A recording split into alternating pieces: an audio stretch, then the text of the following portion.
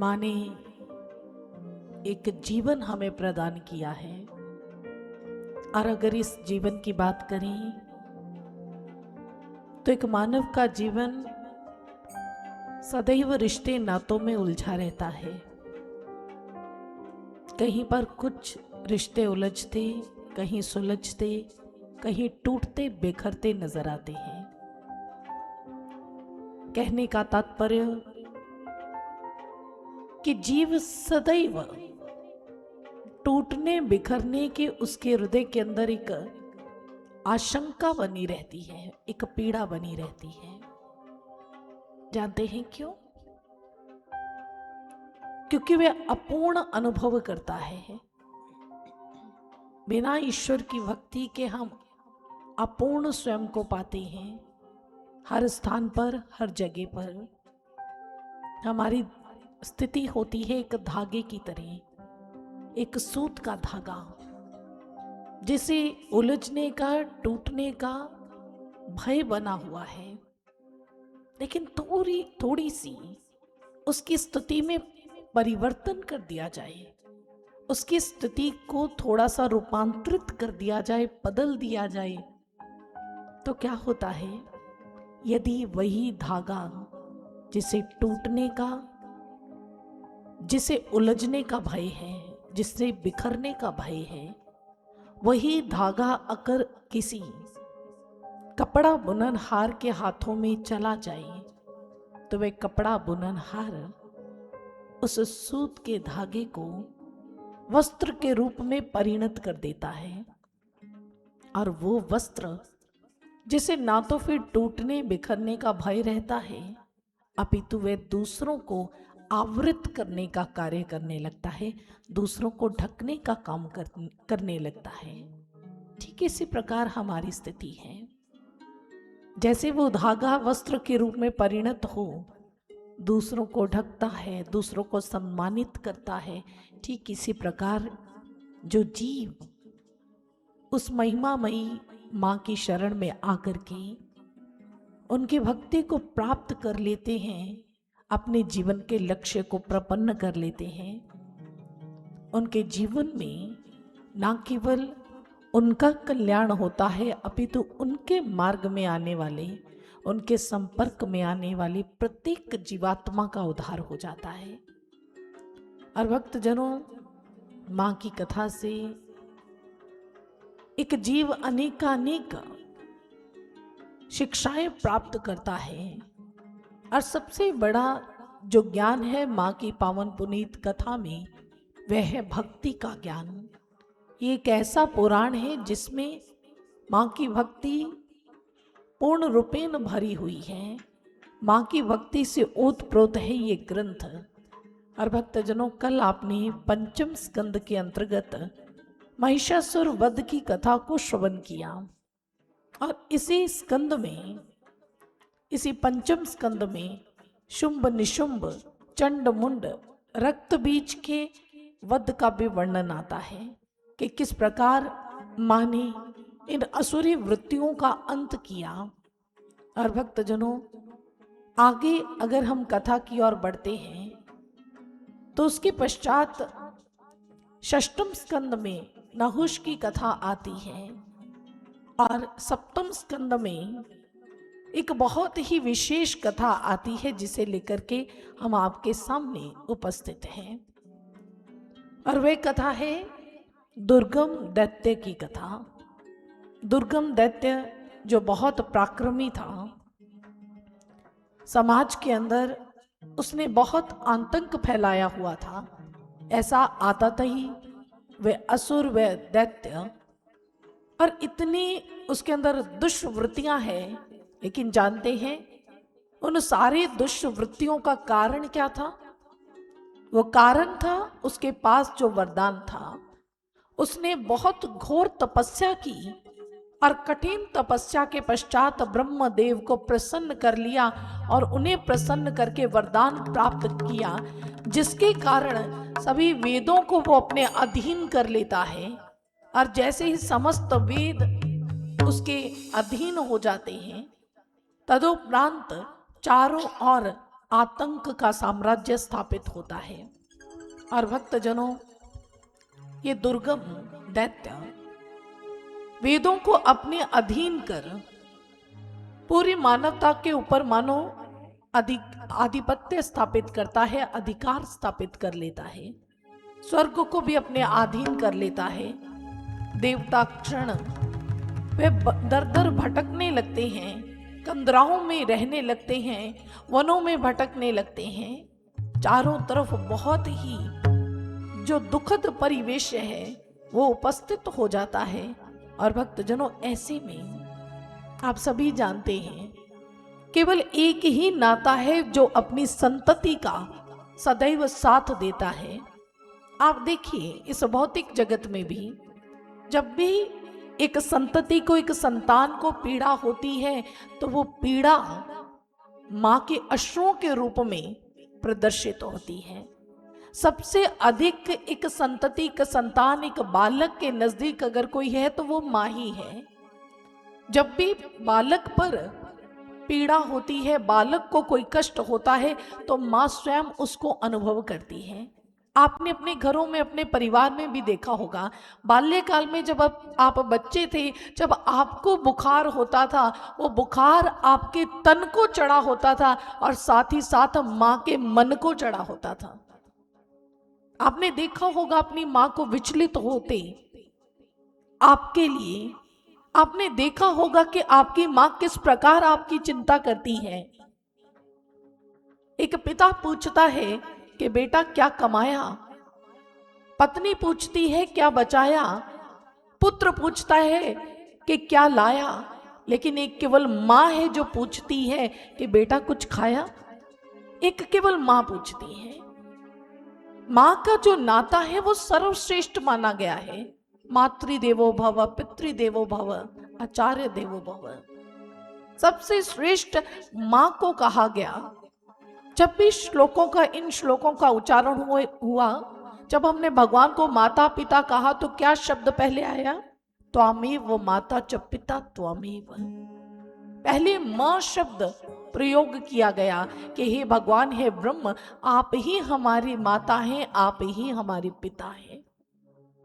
आप सभी नातों की ओर अगर दृष्टिपात करें और भगवान के जो नाम हैं उनको भी देखें, कृष्ण राधा नहीं कहा जाता, राधा कृष्ण कहा जाता है, सिया राम कहा जाता है। और भक्तजनों, इस प्रकार मातृशक्ति को प्रथम स्थान दिया गया। त्वमेव माता च पिता त्वमेव, वही सबसे बड़ी हमारी मां है, वही पिता है। इसलिए मां जो है वह सर्वश्रेष्ठ है, क्योंकि मां अपनी संतति का कष्ट, अपनी संतति का दुख कभी देख नहीं सकती।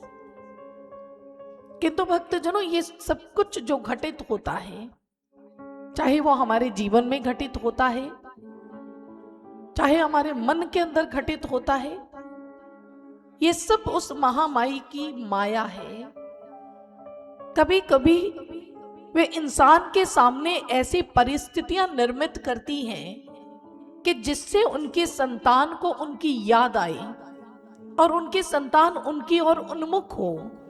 क्योंकि बहुत बार होता है, जब सुख सुविधाएं हमें मिलती हैं तो हम उन ऐश्वर्य भोगों में इतने लिप्त हो जाते हैं कि हम विस्मरण कर देते हैं उस ब्रह्म का, उस शक्ति का, उस मां का।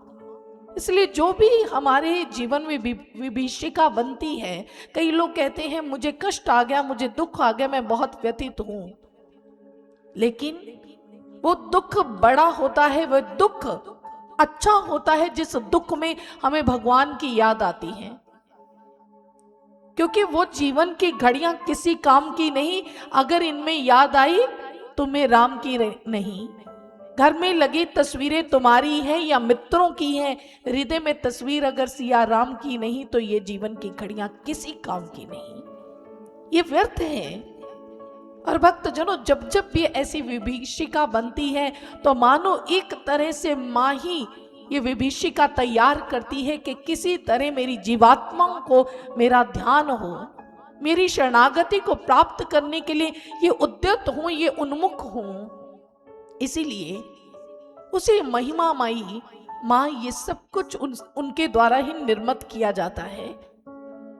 और भक्तजनों, आइए ऐसी महिमामयी माँ जिसके अधीन माया भी स्वयं रहती है, सारी दिशाएं उनकी प्रकृति के विलास मात्र से संचालित होती हैं, इन ग्रहों की जो गति है वो माँ की शक्ति से ही संचालित हो रही है।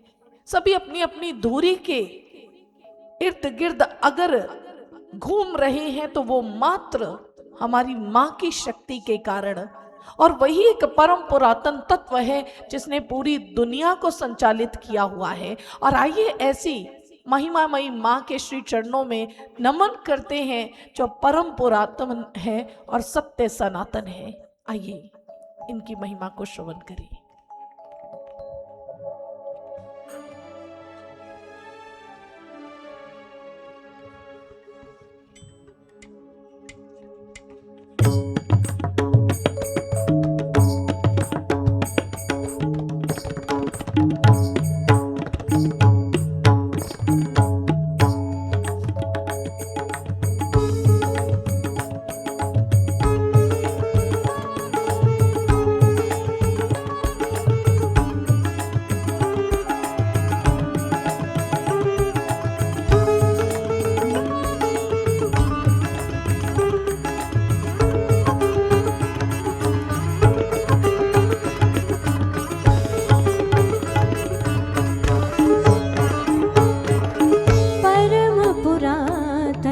सत्य सनातन आदिशक्ति महामाया, परम पुरातन सत्य सनातन आदिशक्ति महामाया। माँ तेरा गुण सबने गाया, माँ तेरा गुण सबने गाया। हे जगदम्बा आज तलक तेरा, हे जगदम्बा आज तलक तेरा भेद किसी ने न पाया। तेरा गुण सबने गाया, माँ तेरा गुण सबने गाया। तेरा गुण सबने गाया, माँ तेरा गुण सबने गाया।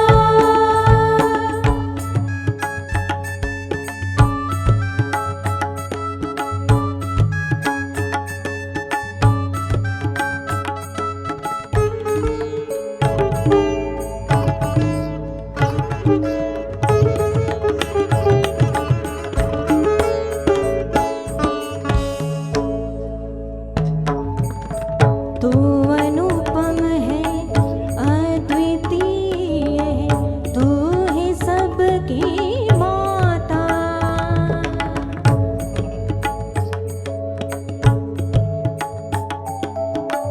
तू अनुपम है, अद्वितीय है, तू ही सबकी माता। माँ क्या जड़ जंगम क्या जड़ चेतन, तेरा सबसे नाता। सब है तेरे तेरे दृष्टि में, सब है तेरे तेरे दृष्टि में, कोई नहीं पराया। तेरा गुण सबने गाया, माँ तेरा गुण सबने गाया।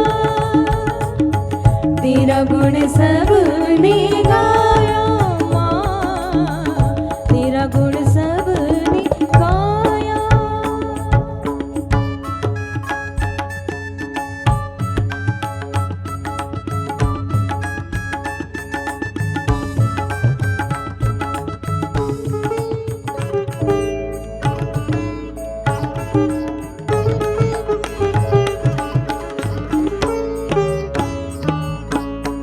हम सब हैं माँ तेरे ही बालक, हमें कभी न भुलाना।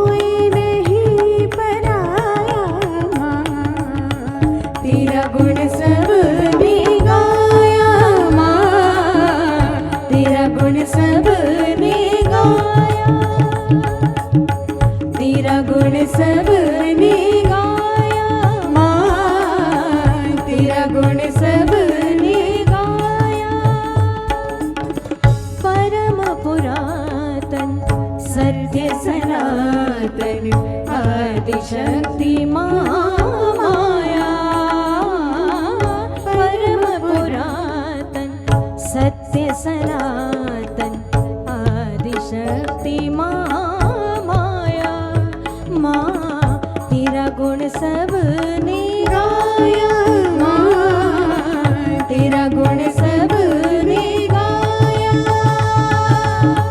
तेरा गुण सबने गाया माँ तेरा गुण सबने गाया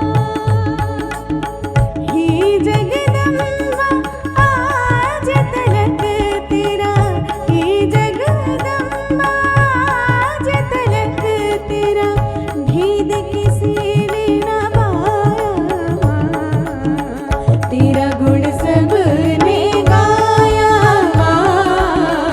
तेरा गुण सबने गाया तेरा गुण सबने गाया तेरा गुण सबने गाया तेरा गुण सबने गाया तेरा गुण सबने तेरा गुण सबने तेरा गुण सबने गाया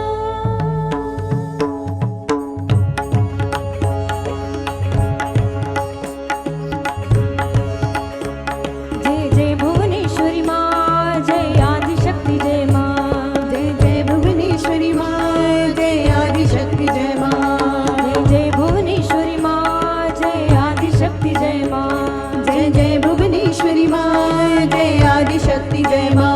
सभी गाएंगे हमारे साथ, हाथ ऊपर सभी के। माँ के संकीर्तन में सभी सम्मिलित होंगे, हाथ ऊपर कर लीजिए। सभी गाएंगे मिलके। जय जय भुवनेश्वरी माँ जय आदिशक्ति जय माँ जय जय भुवनेश्वरी माँ जय आदिशक्ति जय माँ। जय जय भुवनेश्वरी माँ जय आदिशक्ति जय माँ जय जय भुवनेश्वरी माँ जय आदिशक्ति जय माँ। जय जय भुवनेश्वरी माँ जय आदिशक्ति जय माँ जय जय भुवनेश्वरी माँ जय आदिशक्ति जय माँ। जय जय भुवनेश्वरी माँ जय आदिशक्ति जय माँ जय जय भुवनेश्वरी माँ जय आदिशक्ति जय माँ। जय जय भुवनेश्वरी माँ जय आदिशक्ति जय माँ जय जय भुवनेश्वरी माँ जय आदिशक्ति जय माँ। जय जय भुवनेश्वरी माँ जय आदिशक्ति जय माँ जय जय भुवनेश्वरी माँ जय हाथ आदिशक्ति ऊपर। जय माँ। जय जय भुवनेश्वरी माँ जय आदिशक्ति जय माँ जय जय भुवनेश्वरी माँ जय आदिशक्ति जय माँ। जय जय भुवनेश्वरी माँ जय आदिशक्ति जय माँ जय जय भुवनेश्वरी माँ जय आदिशक्ति जय माँ जय जय भुवनेश्वरी माँ जय आदिशक्ति जय माँ जय जय भुवनेश्वरी माँ जय आदिशक्ति जय माँ।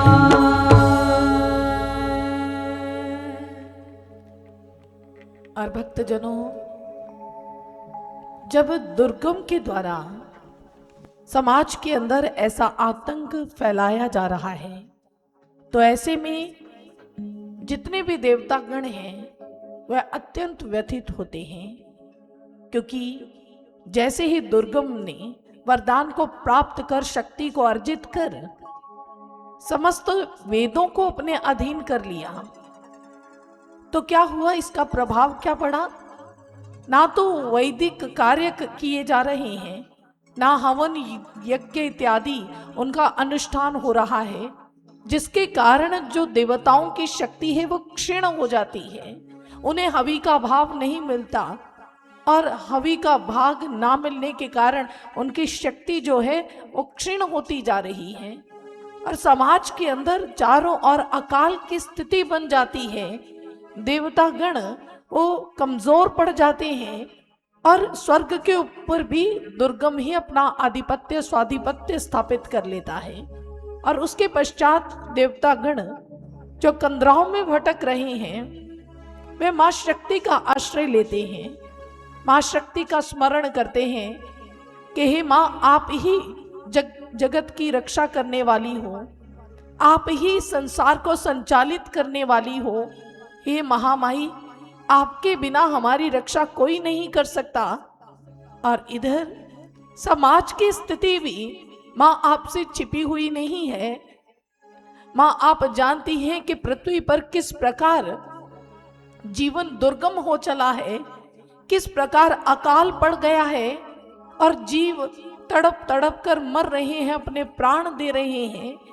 हे माँ, इस जगत को उत्पन्न करने वाली आप हो, तो क्या जगत की पीड़ा से आप अनभिज्ञ हो? क्या आपको नहीं पता माँ कि किस प्रकार आपके बनाए हुए जीवों की दुर्दशा हो रही है? हे माँ, ये आपकी संतानें हैं, आप सभी का रक्षण कीजिए माँ, आप रक्षण कीजिए।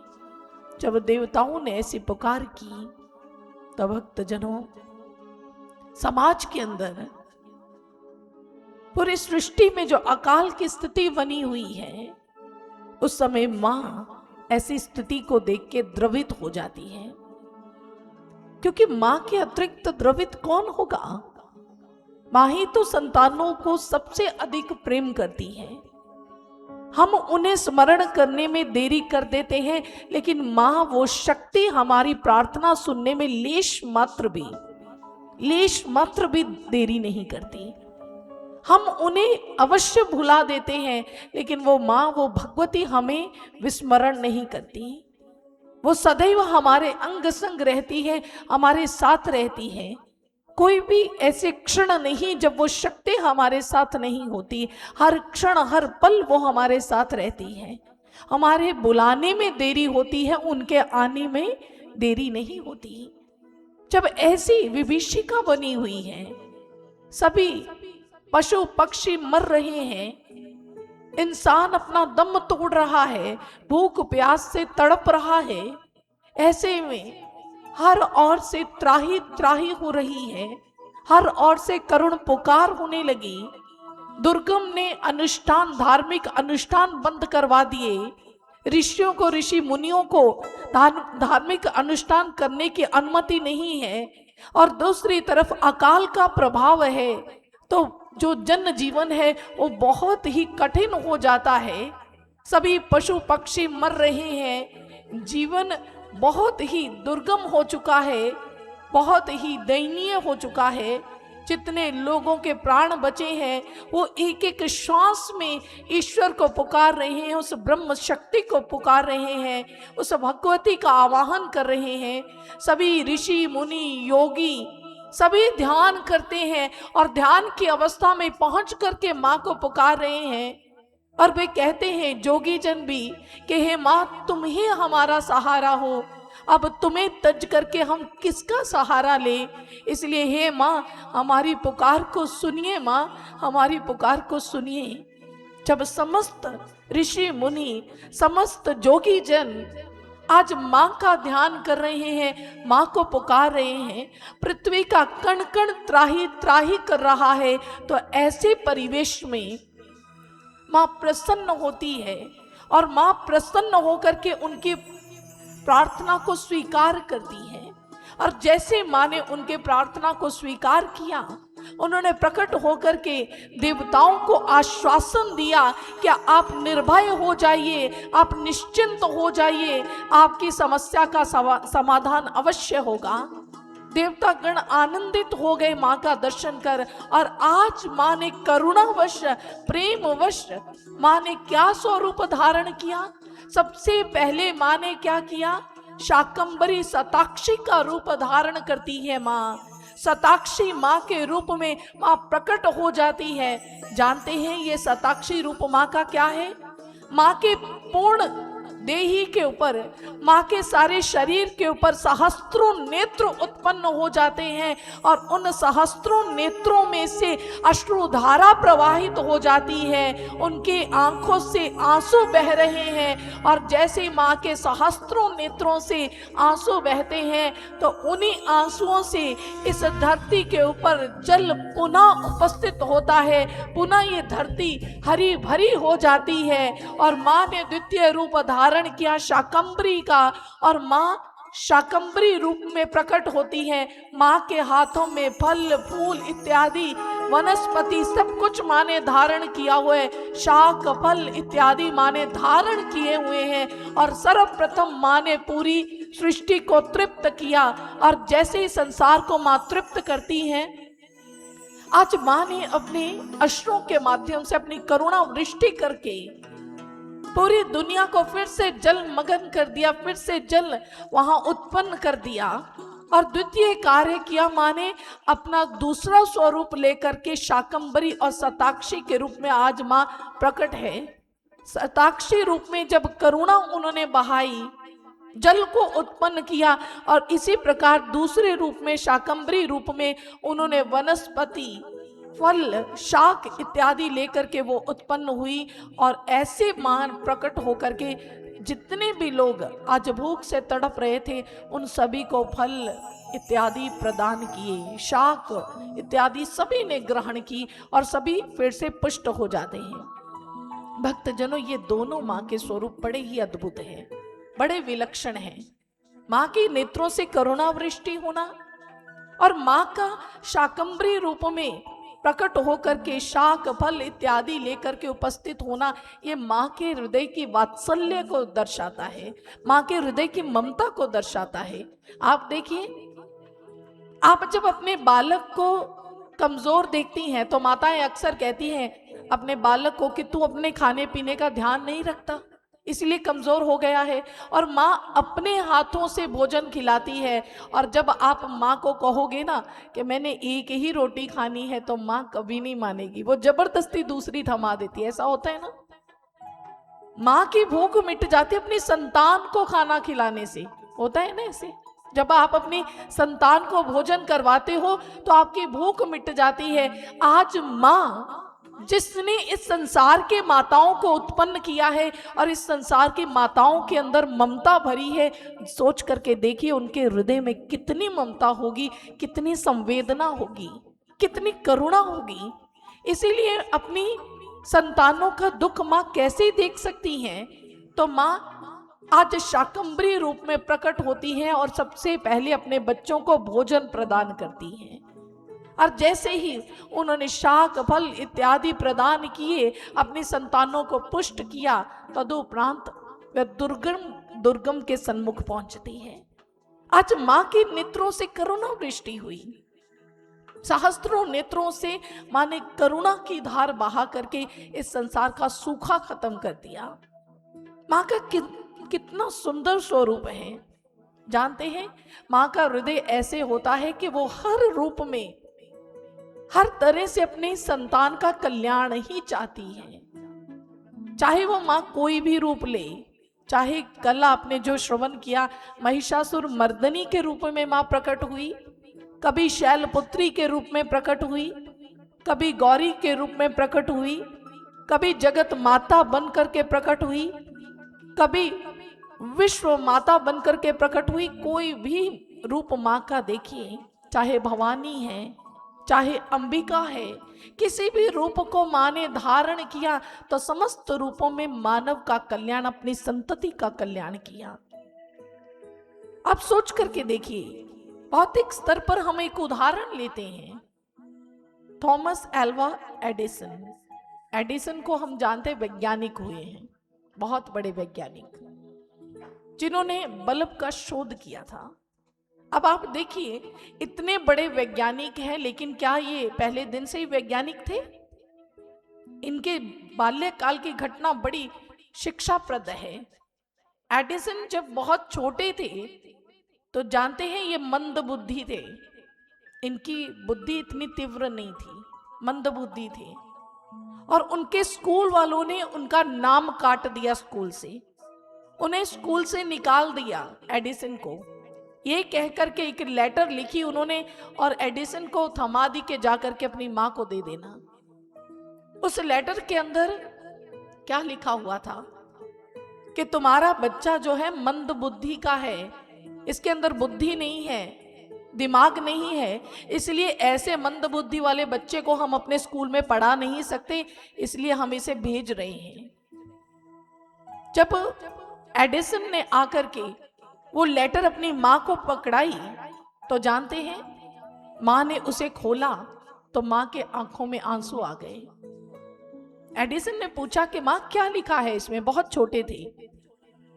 तो मां ने कहा इसमें लिखा है कि तुम्हारा पुत्र बहुत जीनियस है, ये बहुत प्रखर बुद्धि का धनी है, इसकी बुद्धि बहुत कुशाग्र है, इतनी तेज बुद्धि है कि हमारे जो स्कूल है वहां ऐसी व्यवस्था नहीं कि ऐसे मेधावी बच्चे को हम पढ़ा सके, इसलिए आप इन्हें अपने घर पर पढ़ाइए। जब एडिसन ने सुना वो तो खुश हो गए कि मैं बहुत होशियार हूं, बड़ा इंटेलिजेंट हूं। माँ ने ऐसा ही उन्हें जताया और ऐसे उन्होंने उनकी जो शिक्षा है वह अपने घर पर शुरू कर दी। समय बदला, वो युवा हुए और देखिए वही एडिसन एक बहुत प्रसिद्ध वैज्ञानिक बनकर के हमारे सामने प्रतिष्ठित हुए। और जब उन्होंने खूब नाम कमा लिया दुनिया के अंदर, वैज्ञानिक बन गए, सभी उनको जानने लगे, बहुत ऐश्वर्य उन्होंने कमा लिया, अर्जित कर लिया, तो उस समय एक दिन वे अपने पुराने घर में गए। तब तक उनकी मां जा चुकी थी और कहते जब वो अपने पुराने घर में गए तो एक बॉक्स उन्हें मिला। उस बॉक्स को जब उन्होंने खोला तो उसके अंदर एक लेटर थी और जब उन्होंने उस लेटर को खोल करके देखा तो आज जो एडिसन थे उनके आंखों में आंसू आ गए, क्योंकि उस लेटर के अंदर लिखा था कि आपका बच्चा मंद बुद्धि का है, ये मूर्ख है, इसे हम नहीं पढ़ा सकते, इसे हम स्कूल से निकाल रहे हैं। एडिसन को उस दिन याद आया, उस दिन स्मरण हुआ कि मेरी माँ ने एक मंद बुद्धि बच्चे को भी वैज्ञानिक बना दिया। ये केवल मेरी माँ की तपस्या है, उसका प्रेम है, उसका विश्वास है, जिसने मेरे जैसे मंद बुद्धि व्यक्ति को भी यहां तक पहुंचा दिया। सोच करके देखिए कि ये तो एक साधारण मां की शक्ति है। भौतिक स्तर पर जो हम देखते हैं ये तो एक साधारण सी मां की गाथा है, लेकिन वो जगदम्बा जिसने हमें उत्पन्न किया है वह अपनी संतानों के लिए कुछ भी कर सकती है। जब एक साधारण मां अपने बच्चे के भविष्य के लिए, उसके निर्माण के लिए ऐसी सशक्त भूमिका निभा सकती है तो हमारी जगत जननी, उनकी तो क्या बात करें, उनको तो शब्दों में व्यक्त भी नहीं किया जा सकता कि किस स्तर पर वे अपनी संतति की रक्षा करती है और संतति का निर्माण करती है। और भक्तजनों, आज मां भगवती ने भी वही किया, शताक्षी शाकंभरी रूप धारण किया, सभी को अन्न जल प्रदान किया, सारी वनस्पति फिर से खिल उठी, फिर से ये जो समाज है वो हरा भरा हो गया, सारे जीव जंतु तुष्ट हो गए, सभी स्वस्थ हो गए। और जैसे सभी स्वस्थ होते हैं और आज सभी माँ के इस सुंदर से स्वरूप को, भिन्न से रूप को देखते हैं तो माँ के इन अद्भुत स्वरूपों की महिमा गाते हैं कि माँ क्या कह के परिचय आपका दें, आपके तो विभिन्न रूप हैं, आपने तो हमेशा अपनी संतान के लिए भांति भांति के रूप धारण किए हैं। और वो भक्त आज माँ के इन सुंदर स्वरूपों को शाकंभरी और शताक्षी रूप में माँ को देख करके माँ को क्या कह रहे हैं, आइए श्रवण करते हैं।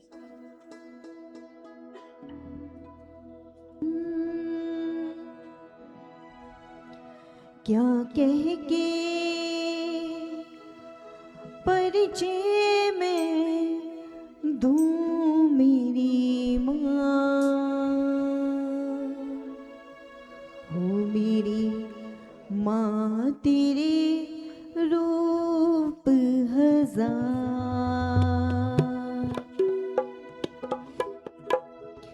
क्या कह के परिचय में दूं मेरी माँ, क्या कह के परिचय में दूं मेरी माँ, मेरी माँ तेरे रूप हजार,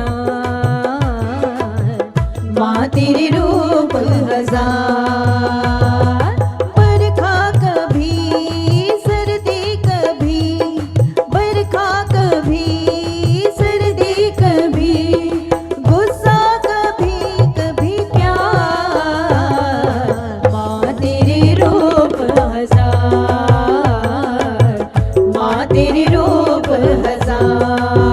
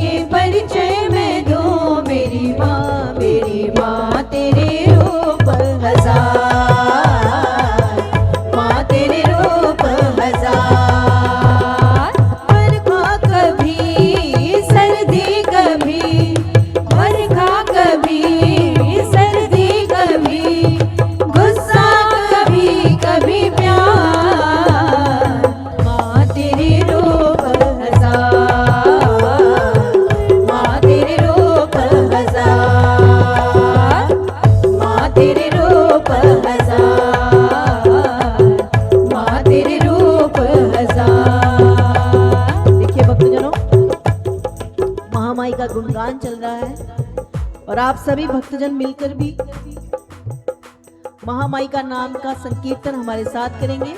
और कैसे भी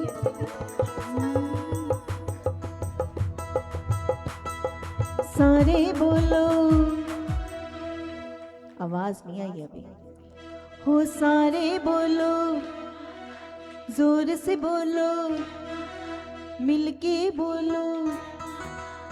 आगे वाले भक्तजनों की आवाज है, जो पीछे बैठे हैं भाई, पीछे बैठे हैं, आवाज निकालें भाई थोड़ी सी। दीदी जितनी संख्या है उतनी इनकी आवाज नहीं है। सही बात है। भाई देखिए, कंजूसी मत कीजिए। साध्वी जी ने पूरा भजन गा दिया, आपको तो चंद शब्द बोलने हैं और वो भी आपका ही कल्याण होगा। आपको बताएंगे इसके पीछे क्या साइंस है। ये जो संकीर्तन करते हैं ना, इस मंच से जो भी करवाया जाता है या जो भी बोला जाता है वो यूं ही नहीं बोला जाता, उसके पीछे साइंस होती है, मनोविज्ञान छिपा होता है। वो तो बाद में जानेंगे। आइए चलिए, पहले हम कीर्तन करते हैं और साध्वी जी की बात सुनिए ध्यान से और साथ साथ आपने साथ देना है उनका। चलिए। हो सारे बोलो, मिलके बोलो, आगे वाले पीछे वाले दाएं भी बोले, जय माता दी। कहते थोड़ा सा दम और लगाए भाई। ओ सारे बोलो, सारे बोलो, जोर लगा के, जोर लगा के, सारे बोलो, जय माता दी। तबला बोले, हारमोनियम बोले, कीबोर्ड बोले, भक्त भी बोले, जय माता दी, जय माता दी। हाथ ऊपर करके भाई, हाथ ऊपर करके। महामाई देखिए आपको दर्शन देने के लिए भी आएंगी, ठीक है भाई। इसलिए एक बार सभी के हाथ ऊपर। और कैसे भाई? जय माता दी, जय माता दी, जय माता दी, जय माता दी। माँ संकट हरनी, जय माता दी। माँ झोलियां भरती, जय माता दी। महिषासुर मर्दनी, जय माता दी। माँ सिंह वाहिनी, जय माता दी। माँ दुख के हरनी, जय माता दी। जय माता दी, जय माता दी। जय माता दी, जय माता दी। जय माता दी, जय माता दी। जय माता दी, जय माता दी। जय माता दी, जय माता दी। माँ शेर सवारी, जय माता दी। माँ दुख को हरती, जय माता दी। माँ सुख है कटी, जय माता दी। माँ चिंता पूर्णी, जय माता दी। जय माता दी, जय माता दी। जय माता दी, जय माता दी। जय माता दी, जय माता दी। जय माता दी, जय माता दी। जय माता दी, जय माता दी। जय माता दी, जय माता दी। जयकारा शेरा वाली दा। दरबार की जय। जयकारा शेरा वाली दा। बोल साचे दरबार की जय। और भक्तजनों, अभी आपने श्रवण किया माँ ने कितना सौम्य रूप धारण किया, शताक्षी और शाकंभरी माँ के रूप में। और भक्तजनों, जहां आपने माँ का विकराल रूप कल श्रवण किया, वहीं पर आज माँ के सौम्य रूप की आप गाथा सुन रहे हैं कि माँ ने सौम्य रूप धारण किया, अपने नेत्रों से करुणा वृष्टि करके पूरी मानवता का रक्षण किया और तदोपरांत शाकंभरी रूप में सभी का भरण पोषण किया। आज ये दोनों ही माँ के सौम्य रूप माँ ने प्रकट किए और सभी भक्तों को दर्शन दिए इन दोनों सुंदर स्वरूपों में। और उसके पश्चात माँ पुनः अग्रसर होती है द्वितीय कार्य की ओर, दुर्गम को उसके किए की सजा देने के लिए, क्योंकि जो दुर्गम ने किया है वह भी असहनीय है। और माँ बढ़ चलती है दुर्गम की ओर। और जैसे दुर्गम के पास पहुंचती है, सर्वप्रथम आज सिंह वाहिनी माँ अपने शेर पर सवार होकर के अष्टभुजी रूप में उनको दर्शन देती, उनके सामने पहुंचती है और चेतावनी देती है कि तुम जो कार्य कर रहे हो उसे यहीं पर तुम अवरुद्ध कर दो, वरना तुम्हारा अंत निश्चित है। लेकिन अभिमानी दुर्गम वो तो माँ को ही चेतावनी दे देता है कि आप मुझसे युद्ध कीजिए, इस प्रकार की बातें मुझे ना सुनाएं। और जैसे माँ ने ऐसा सुना तो उसी समय माँ युद्ध करना आरंभ करती है। और माँ आज स्वयं इतनी, माँ के सामने विशाल सेना है दुर्गम की, दुर्गम स्वयं उपस्थित है माँ से युद्ध करने के लिए। और आज माँ भी मानो दैवी शक्तियों का आवाहन करती है और माँ गरजते हुए कहती है, हे कालिका प्रकट हो, हे मातंगी प्रकट हो, हे जगदम्बिका प्रकट हो। और इस प्रकार माँ ने अपनी दिव्य शक्तियों का आवाहन किया और अनेकों माँ की अद्भुत शक्तियां वहां प्रकट हो जाती हैं। और जैसे ही माँ की अनेकों शक्तियां उत्पन्न हुई, सभी ने विकराल रूप धारण किया हुआ है। माँ कालिका का स्वरूप देख करके ऐसा लगता है कि आज वह सभी का रक्त का पान कर जाएंगी।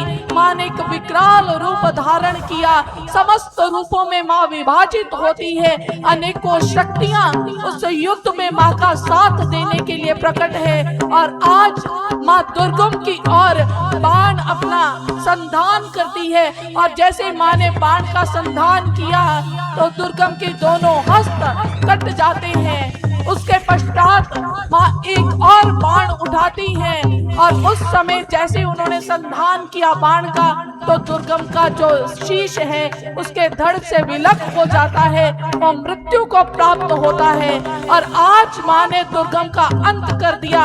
और ना केवल दुर्गम का अंत किया, अपितु उसके साथ जितनी भी असुरी वृत्तियां थी सभी का अंत हो गया। और जैसे माँ दुर्गा ने ऐसा विकराल रूप धारण करके अपनी शक्तियों के माध्यम से आज दुर्गम का वध किया तो उसी समय उनको दुर्गा कह करके पुकारा गया। बोलिए दुर्गा भवानी की, माँ दुर्गा की जय। और भक्तजनों आज माँ दुर्गा की जय जयकार हो रही है। समस्त देवता गण आज माँ दुर्गा की जय जयकार कर रहे हैं, उनका स्तुति गान कर रहे हैं, क्योंकि माँ ने आज दुर्गम का वध किया है। और दुर्गम का वध करने के कारण आज माँ को दुर्गा रूप में प्रतिष्ठित किया गया। माँ को दुर्गम के वध करने के पश्चात दुर्गा नाम दिया गया, तब से हम उनको दुर्गा कहते हैं। और भक्तजनों आज देवतागण माँ की इस स्थिति को देख करके वे माँ की स्तुति गान कर रहे हैं और क्या कह रहे हैं, आइए श्रवण करें।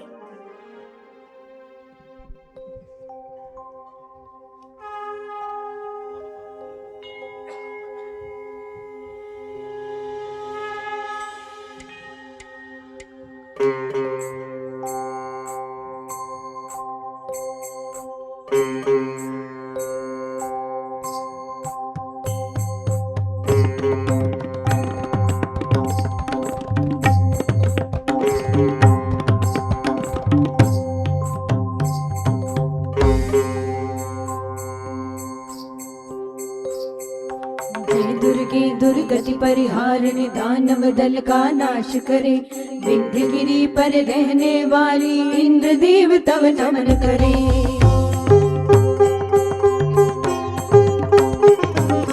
जय दुर्गे दुर्गति परिहारिणी दानव दल का नाश करे, विंध्यगिरि पर रहने वाली इंद्रदेव तव नमन करे। जय दुर्गे दुर्गति परिहारिणी दानव दल का नाश करे, विंध्यगिरि पर रहने वाली इंद्रदेव तव नमन करे। भगवती गौरी शिव अर्धांगिनी जग का नदी उद्धार करे। जय जय हे जग जननी दुर्गा हम तेरा जयकार करें। जय जय हे जग जननी दुर्गा हम तेरा जयकार करें। जय जय हे जग जननी दुर्गा हम तेरा जयकार करें। जय जय हे जग जननी दुर्गा हम तेरा जयकार करें।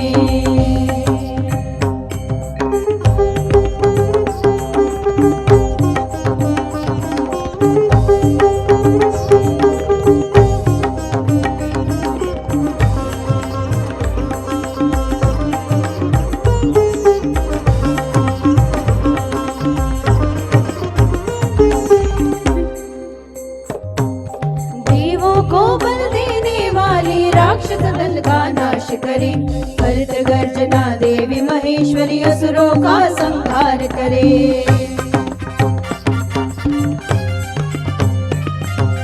देवों को बल देने वाली राक्षस दल का नाश करे, करत गर्जना देवी महेश्वरी असुरों का संहार करे। अहंकारी दानव दल डर डर सिंधु सुता जब क्रोध करे, जय जय हे जग जननी दुर्गा हम तेरा जयकार करें, जय जय हे जग जननी दुर्गा हम तेरा जयकार करें, जय जय हे जग जननी दुर्गा हम तेरा जयकार करें, जय जय हे जग जननी दुर्गा हम तेरा जयकार करें। जयंती मंगला काली भद्रकाली कपालिनी दुर्गा क्षमा शिवा धात्री स्वाहा स्वदा नमोस्तुते। जयंती मंगला काली भद्रकाली कपालिनी दुर्गा क्षमा शिवा धात्री स्वाहा स्वदा नमोस्तुते, स्वाहा स्वदा नमोस्तुते, स्वाहा स्वदा नमोस्तुते। धनुष बाण कंचन कंगन खड़खड़ कटारी हाथ धरे, रुद्राणी जब खड्ग चलावे असुर मुंड रण बीच गिरे।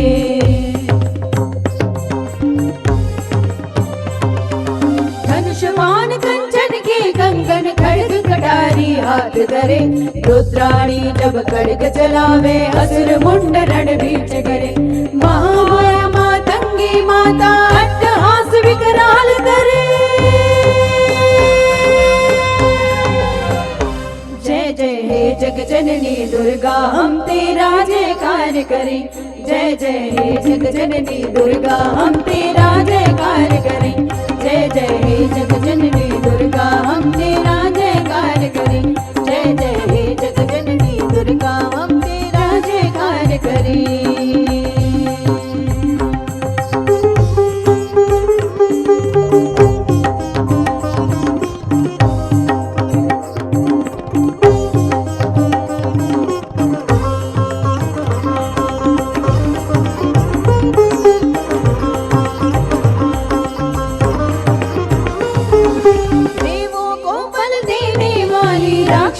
का नाश करे, करत गर्जना देवी महेश्वरी असुरों का संहार करे।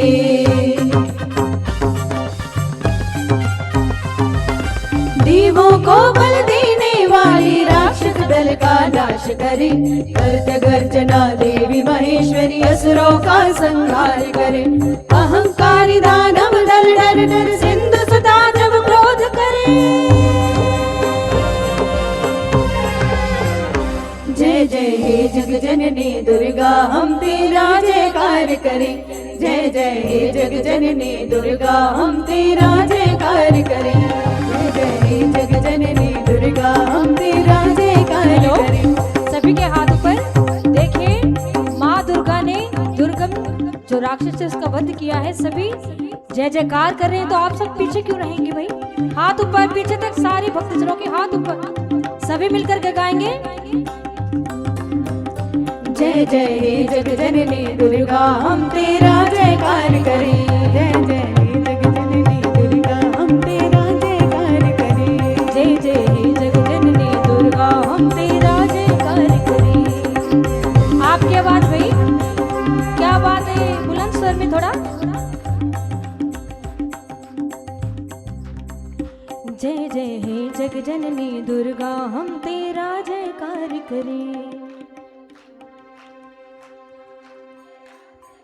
पीछे वाले भक्त भी जरा हाथ उठाकर ताली के साथ, बुलंद स्वर में भाई, खुशी के साथ, प्रसन्नता के साथ, थोड़ा मुस्का की। जय जय हे जग जननी दुर्गा हम तेरा जयकार करें। क्या बात, जय जय हे जग जननी दुर्गा हम तेरा जयकार करें। बहुत अच्छे भक्त हैं आप सभी। ऐसे ही मिलकर के सभी माँ दुर्गा की स्तुति गान करेंगे। हाथ ऊपर रखेंगे, अपने हाथ ऊपर अच्छे से। तो आइए रिदम के साथ गाएंगे सभी। जय जय हे जग जननी दुर्गा हम तेरा जयकार करें। जय जय हे जग जननी दुर्गा हम तेरा जयकार करें। जय जय हे जग जननी दुर्गा हम तेरा जयकार करें। जय जय हे जग जननी दुर्गा हम तेरा जयकार करें। जय जय हे जग जननी दुर्गा हम तेरा जयकार करें। जय जय हे जग जननी दुर्गा हम तेरा जयकार करें। जय जय हे जग जननी दुर्गा हम तेरा जयकार करें।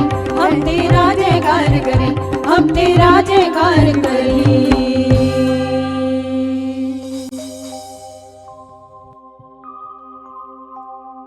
और भक्तजनों, इस प्रकार माँ दुर्गा ने आज दुर्गम का वध किया और जनमानस का रक्षण किया।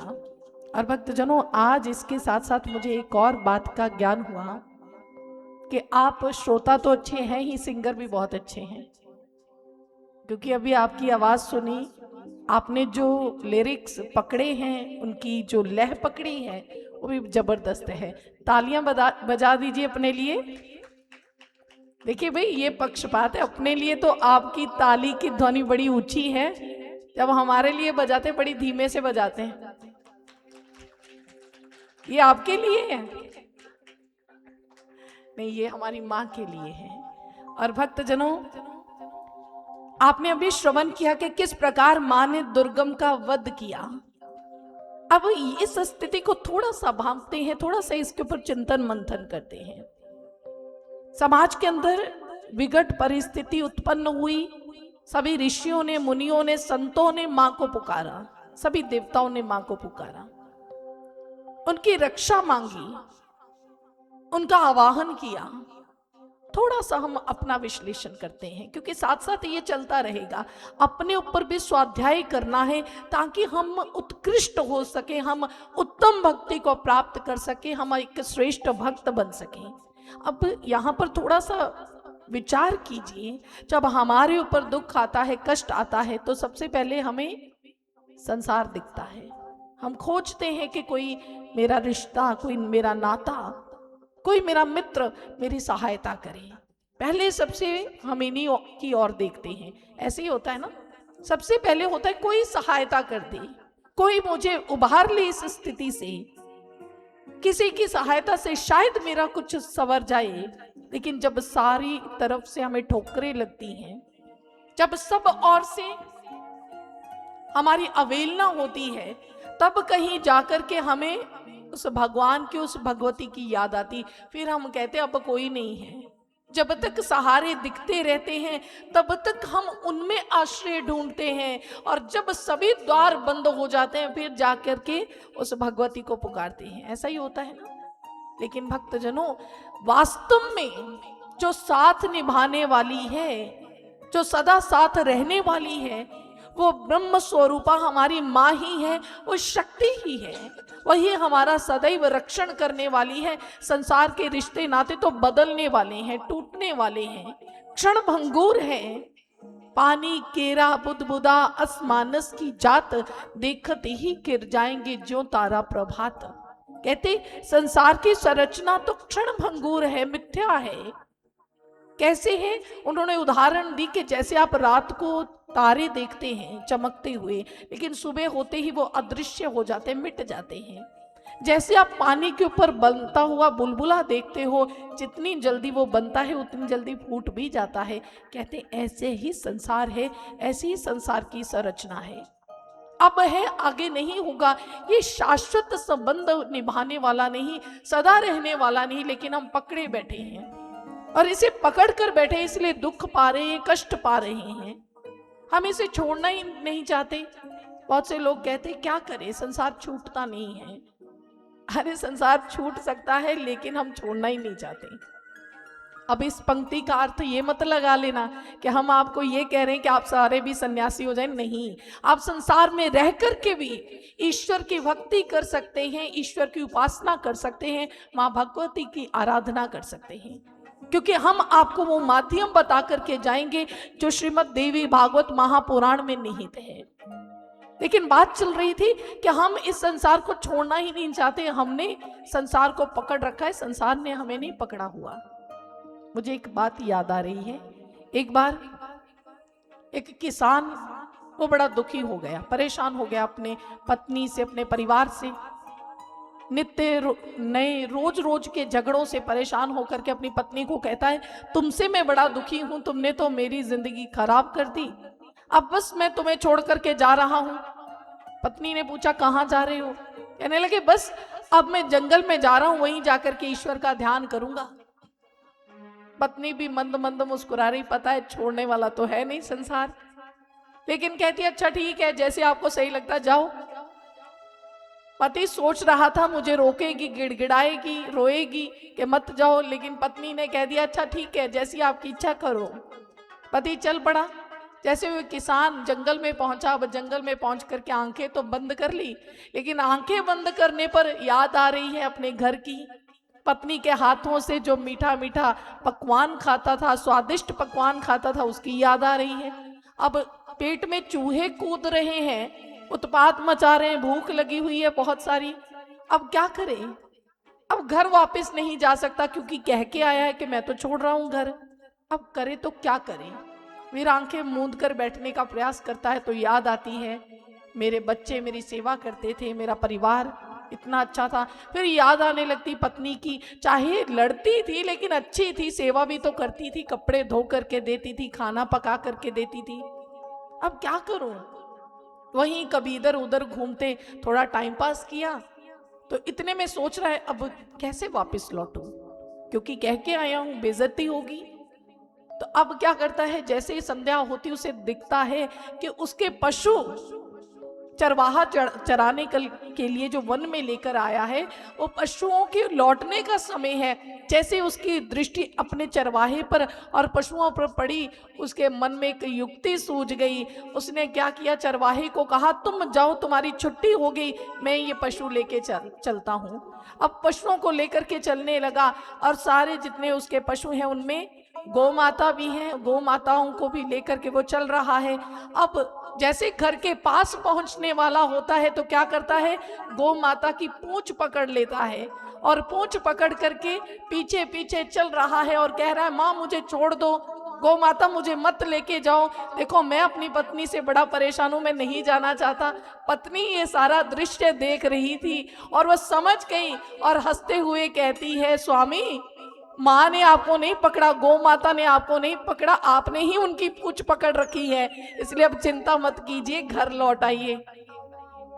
भक्तजनों, ऐसी स्थिति हमारी है, हमने भी खुद पकड़ा हुआ है और कहते हैं हम फंसे हुए हैं। यहाँ कोई नहीं फंसा हुआ, स्वयं ही हमने संसार को जकड़ा हुआ है, संसार ने हमें नहीं जकड़ा। भक्तजनों, अगर संसार में जकड़ा होता, अगर संसार ने हमें पकड़ा होता, तो कभी भी शास्त्रों के अंदर ऐसा ना कहा गया होता कि ये जो मानव तन है वो ईश्वर की भक्ति का सुअवसर है। हमारे धार्मिक ग्रंथों में कहा गया कि ये अवसर है ईश्वर को पाने का। अगर संसार ने जकड़ा होता तो भगवान भी इस बात को जानते होते तो शास्त्रों में ऐसा वर्णन ना करते कि आप भक्ति कर सकते हो। वो हमारी व्यथा को समझते और ये कहते कि ठीक है तुम जकड़े हुए, तुम तो भक्ति कर ही नहीं सकते। लेकिन सत्य ये है कि संसार ने हमें नहीं जकड़ा, हमने संसार को जकड़ा हुआ है, हमने संसार को पकड़ रखा है, हम छोड़ना ही नहीं चाहते। और जब तक संसार छूटता नहीं है तब तक वो भगवती हमारे जीवन में आ नहीं सकती। भयभीत मत होना, ये ऐसे छोड़ना और अपनाने वाली बात है ना, जो इसे बहुत ही गहन समीकरण है, इसे ध्यान से समझना है। उसे पकड़ना कहां से है, माँ के साथ जुड़ना कहां से है, अंदर से, उस आत्मज्ञान को प्राप्त करके, उस ब्रह्म ज्ञान को प्राप्त करके फिर आप संसार में रहते हुए अपने कर्तव्यों का निर्वाह भी करोगे और भगवती की कृपा को भी प्राप्त करोगे, उनके भक्ति भी करोगे, क्योंकि हमारी जिंदगी में भक्ति भी अनिवार्य है। और अगर हम सोचते कि भक्ति ना करें, ऐसे ही जीवन निकल जाए, तो फिर पशुओं में और हमारे में कोई भेद नहीं है। पशु पक्षी भी बच्चों का भरण पोषण करते हैं, खाते हैं, पीते हैं, सोते हैं, फिर हमारे में और उनमें कोई अंतर नहीं है। इसलिए भक्तजनों, अंतर है। हमें सृष्टि का सिरमौर कहा गया, हमें सुप्रीम क्रिएशन कहा गया, हमें सबसे श्रेष्ठ उपलब्धि कहा गया ये मानव तन को, वो इसीलिए क्योंकि इसके अंदर हम ईश्वर की भक्ति कर सकते, उस भगवती की भक्ति कर सकते हैं। इसलिए भक्तजनों, हमें वो ज्ञान अपने जीवन में धारण करना चाहिए, उस भक्ति को अपने जीवन में लेके आना चाहिए, उस भगवती के श्री चरणार बिंदु को अपने मन के अंदर समाना चाहिए। क्योंकि कहते हैं, वो भगवती भी जानते हो, तब तक हमारी नहीं बनती जब तक हम मन से बाकी सभी का निष्कासित कर उसे नहीं बिठा लेते। क्योंकि माँ को मन का सिंहासन चाहिए, उन्हें सोने चांदी का सिंहासन नहीं चाहिए। माँ आपसे मांग करती है कि मुझे कुछ और नहीं चाहिए, तुम्हारे हृदय का आसन चाहिए। और इसीलिए कहती है कि पानी हूं, छूने से घुल जाऊंगी। माँ कहती है कि अगर तुम मेरी शरण में आओगे तो मैं जल की मानिंद हूं, तुम्हारे जीवन में घुल जाऊंगी। द्वार जब जब भी तुम्हारे दुनिया के बंद होंगे, द्वार जब जब भी दुनिया के तुम्हारे लिए बंद होंगे, मैं वचन देती हूं, मैं खुल जाऊंगी, मैं स्वयं खुल जाऊंगी। माँ कहती, मेरे द्वार तो सदैव तुम्हारे लिए खुले हुए हैं। तुम सोने तराजू में, सोने चांदी के तराजू में मुझे तोलोगे क्या? माँ का उद्घोष है, तुम सोने चांदी के तराजू में मुझे तोलोगे क्या? दिल के पलड़े में बिठा लो, मैं तो खुद ही तुल जाऊंगी। दिल के पलड़े में बिठा लो, मैं तो खुद ही तुल जाऊंगी। माँ कहते, एक बार मुझे हृदय में स्थान दो, अपने जीवन में स्थान दो। और इसलिए कहा गया है, दिल का हुजरा साफ कर जाना के आने के लिए, ध्यान गैरों से हटा उसको बिठाने के लिए। हमें अपना दिल, अपना हृदय, इसका आसन रिक्त करना होगा, साफ करना होगा, केवल मां को बिठाने के लिए। अगर हम उससे मिलना चाहते, उसे पाना चाहते हैं, तो अपने मन के अंदर केवल और केवल उसे बसाना होगा, उनकी भक्ति को बसाना होगा। तभी जीवन का कल्याण है, अन्यथा कल्याण नहीं है। और भक्तजनों, जो अभी आपने इसमें प्रसंग श्रवण किया कि उस समय अकाल पड़ गया, चारों ओर मानवता मरने लगी, मानव एक एक बूंद के लिए तरस रहा है। ये जो ऐसी स्थिति आपने इस प्रसंग में श्रवण की है भक्तजनों, ये बहुत बार हमारी पृथ्वी पर घटित हुई है। और कब घटित होती है? कहीं पर आपने सुना होगा कि जल प्रलय हो जाती है, जल मगन हो जाती है भूमि, कभी अकाल पड़ जाता है। ऐसी विभीषिका, ऐसी स्थिति कब बनती है? अभी कुछ समय पहले भी, थोड़ा टाइम पहले बाढ़ आई थी पंजाब के अंदर। आप सभी को पता है कि भीषण बाढ़ आई थी। हिमाचल के अंदर भी बहुत त्रासदी हुई थी वर्षा में।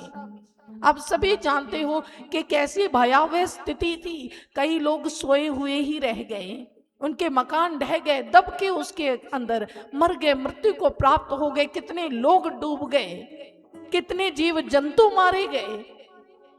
भक्तजनों, अभी इसकी छोटा सा दृश्य आप कुछ समय पहले देख चुके हो कि माँ जब विकराल रूप धारण करती, ये प्रकृति जब ऐसी करवट लेती है तो कैसे भयावह स्थिति उत्पन्न होती है। लेकिन जानते हैं ऐसा सब कुछ क्यों होता है?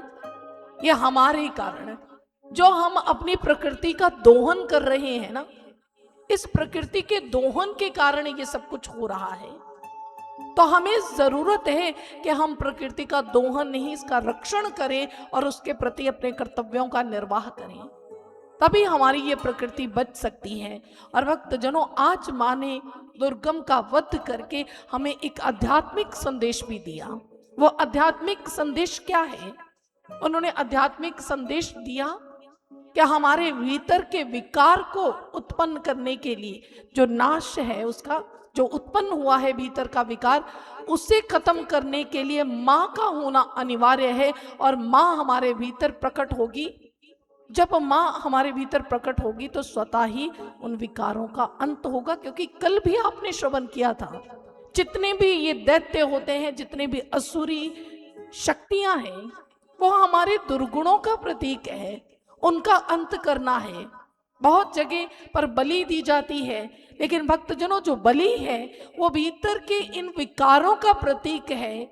हमें अगर बलि देनी है तो अपने विकारों की देनी चाहिए, अपनी दुष्वृत्तियों की बलि देनी चाहिए कि हे माँ हमारी दुष्वृत्तियों को खत्म कर दे, हमारे दुराचार को खत्म कर दे, हमारे विकारों को खत्म कर दे। क्योंकि जब तक हमारे भीतर ये विकार होंगे हम माँ में लीन नहीं हो पाएंगे। इसलिए ये दुर्गम का वध है, चाहे महिषासुर का वध है, चाहे शुंभ निशुंभ का वध है, चाहे चंड मुंड का वध है, किसी भी असुरी शक्ति का जब वध होता है तो ये प्रतीक है हमारे भीतर के विकारों का। और भक्तजनों हमें अपने विकारों को खत्म करने के लिए माँ के सानिध्य में जाने की आवश्यकता है। जब माँ का प्राकट्य होता है, माँ प्रकट होती है, तो वहां पर असुरी वृत्तियां ठहर नहीं सकती। इसलिए अपने भीतर उस माँ भगवती का दर्शन कीजिए, उसका साक्षात्कार कीजिए, जिससे जीवन सहज हो जाए, जिससे जीवन सुखमय हो जाए, आनंद युक्त हो जाए।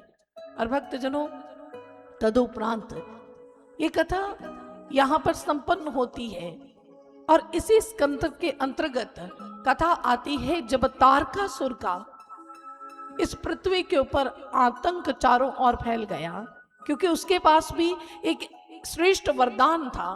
उसे वरदान था कि उसकी जो मृत्यु है वह शिव पुत्र के हाथों ही होगी, लेकिन भगवान शिव के पुत्र उत्पन्न नहीं हुए। कारण यह है कि माता सती जो स्वयं को योग अग्नि से भस्म कर चुकी हैं और शिव स्वयं समाधिष्ट हो गए, वे अपनी घोर समाधि में चले जाते, समाधि में लीन हो जाते हैं। और तारकासुर विचार करता है कि ना तो अब शिव पुत्र उत्पन्न होगा और ना ही मेरा वध होगा, इसलिए मैं तो अजर अमर अविनाशी हो गया। ऐसा सोच करके वे चारों ओर अपना साम्राज्य स्थापित कर लेता है, सभी के ऊपर अत्याचार करने लगता है। वही स्थिति जो हर काल हर युग में बनी, जब असुरी वृत्तियां बढ़ती हैं तो तब समाज का पतन होता है, बिल्कुल वही स्थिति फिर से उत्पन्न होती है। और भक्तजनों जैसी वैसी स्थिति उत्पन्न हुई तो ऐसे में समस्त देवतागण वो विचार करते हैं कि कैसे इस स्थिति से उभरा जाए, कैसे इसका समाधान हो। तो हिमालय राज को ब्रह्मदेव कहते हैं कि आप आद्य शक्ति माँ भगवती की आराधना करो, आप उनको प्रसन्न करो, उनकी तपस्या करो, और जब आपकी तपस्या से वो प्रसन्न होंगे, आपको दर्शन देंगी, तब आप उनसे वरदान मांगो कि वे आपके सामने आपके घर में एक पुत्री के रूप में प्रकट हो, तभी उनका विवाह महादेव से हो पाएगा। और तदुपरांत उनके विवाह के पश्चात उनकी पुत्र के द्वारा तारकासुर का वध होगा और ये सृष्टि पुनः भय मुक्त होगी। और जैसे ही ब्रह्मदेव ने हिमालय राज को ये बात कही कि अब आप तपस्या कीजिए, माँ आद्य शक्ति को पुकारिए, उनका आवाहन कीजिए, तो हिमालय राज वो पुकारते हैं, वे तपस्या में लीन हो जाते हैं। उन्होंने घोर तपस्या की, पूर्ण रूपेण माँ को समर्पित होकर के एक निष्ठ भाव से वो माँ की घोर तपस्या करते हैं। और जैसे आद्य शक्ति की तपस्या करते हैं, उनकी घोर तपस्या को देख करके माँ जगदम्बिका भवानी अष्टभुजी रूप धारण करके भव्य शोभा के साथ उनके सामने प्रकट हो जाती हैं। और जैसे ही माँ का दर्शन आज हिमालय राज करते हैं, तो हिमालय राज माँ को देख करके उन्हें नमन कर देते हैं और उनकी प्रशंसा, उनकी स्तुति गान करने लगे। लेकिन भक्तजनों आज माँ के स्वरूप को जब हिमालय राज ने देखा, तो माँ उन्हें संबोधित करती हुई कहती है, हिमालय राज कहो क्या वरदान प्राप्त करना चाहते हो।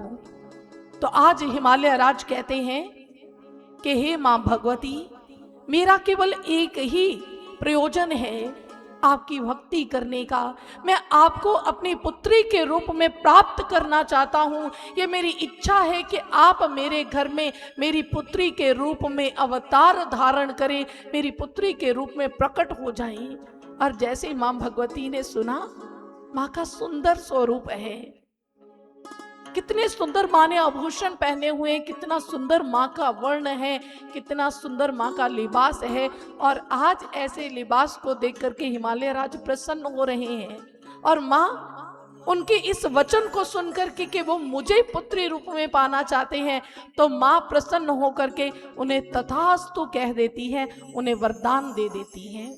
और जैसे ही उन्हें वरदान दिया, आज हिमालय राज को तो खुशी से झूम उठे, उनके पग भूमि पर नहीं लग रहे और कह रहे कि माँ मैं तो धन्य हो गया, एक और आपने मेरी पुत्री बनने का वचन दिया है और दूसरी तरफ आपने अपने शाश्वत रूप का मुझे दर्शन करवाया है और मैं आज बहुत प्रसन्न हूं। हिमालय राज की बात सुनकर के माँ कहने लगी, हिमालय राज ये स्वरूप तो मैंने तुम्हारी भक्ति से, तुम्हारे प्रेम से प्रसन्न होकर के धारण किया है। वास्तव में मेरे स्वरूप को अगर जानना चाहते हो तो मेरा स्वरूप तुम्हारे भीतर उपस्थित है। मैं तो तुम्हारे अंतःकरण में हूं। इन समस्त ब्रह्मांड के अंदर समस्त कणों में मैं ही व्याप्त हूं। हर ओर छोर में मेरा ही अस्तित्व है। हे हिमालय राज, ये समस्त जगत मुझसे व्याप्त है। ये मेरी क्रीड़ा की सामग्री है, ये मेरे खेल की सामग्री है। मैं जगत माता सदैव अपनी क्रीड़ा दिखाती हूँ, इनको उत्पन्न करती हूँ और विलय के बाद इन सभी को अपने में सम्माहित कर लेती हूँ। यही मेरा विश्व स्वरूप है। और हे हिमालय राज, वास्तव में मेरा जो शाश्वत रूप है वो ये नहीं जो तुम देख रहे हो। और उस समय माँ जो उपदेश हिमालय राज को देती हैं उसे दर्ज किया गया देवी गीता के रूप में।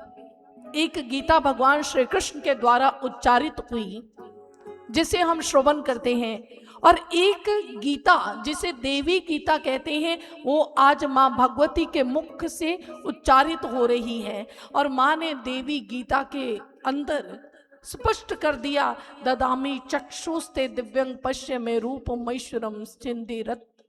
वे कहते हैं कि मैं तुम्हें अपने स्वरूप का दर्शन अवश्य करवाऊंगी, लेकिन उसके लिए ददामी चक्षुस्ते दिव्यं, मैं तुम्हें दिव्य चक्षु प्रदान करती हूँ। हे हिमालय राज, आज तुम्हें वो नेत्र मिलेगा, आज मैं तुम्हें वो दृष्टि देती हूँ। हिमालय राज को उस समय उन्होंने वो दृष्टि प्रदान कर दी और जैसे ही वो दृष्टि हिमालय राज ने प्राप्त की, आज अपने अंतःकरण में माँ के दिव्य स्वरूप का दर्शन किया। और भक्तजनों, तदो उपरांत मानो माँ हमें भी समझाना चाहती है कि अगर मेरे वास्तविक रूप को जानना है तो उस दिव्य दृष्टि को प्राप्त करो, उस ब्रह्म ज्ञान को, उस आत्म ज्ञान को प्राप्त